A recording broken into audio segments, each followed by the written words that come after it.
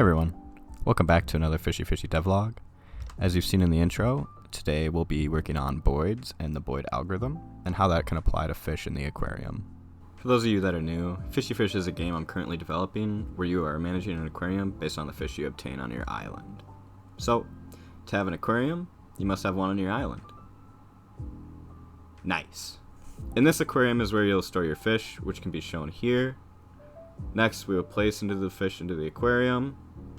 Look at them go! But to really understand what makes the fish move the way they do, we have to explain the Boid algorithm that is being used.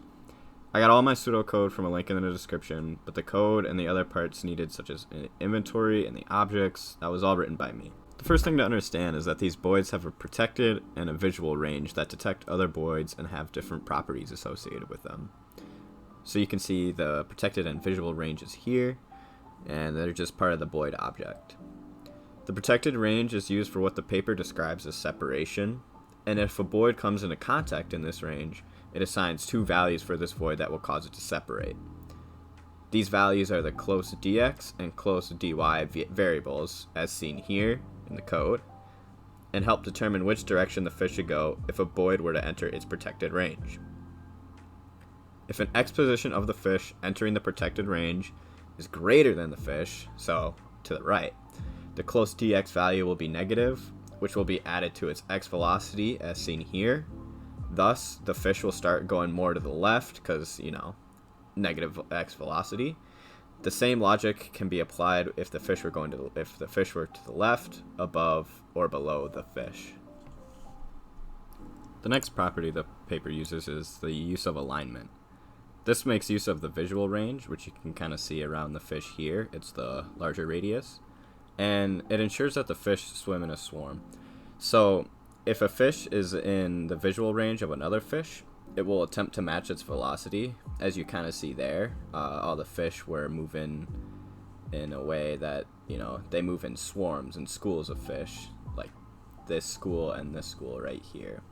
And this just ensures that they move in a flock-like simulation, just like fish would. And the code for that can be seen here. Basically, if they have any visual neighbors, they'll go through all of the neighbors and try to average their speed. And then based off that info, they'll try to match it based on whatever matching factor you give. And this is all explained in the paper. But this is just the code that I've written from the pseudocode. Lastly, the paper includes something called cohesion, which I've written the code for here. However, I decided not to include it because it just adds more to the computation, but also it wasn't really that impressive when I added it. I think the effect that I already have is good enough for the flock-like simulation, so this function is actually never called.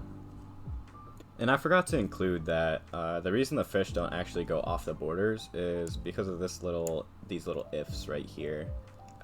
It just says that if a fish is, too far to the left, right, or up and down, that it should turn based off of whatever turn factor you give it here, just so that it will go more to the center of the screen.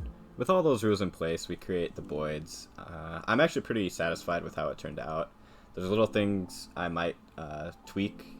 I don't like how the fish look like they're dead when they swim in that direction, but overall, these do look like fish, and this is how they would swim naturally.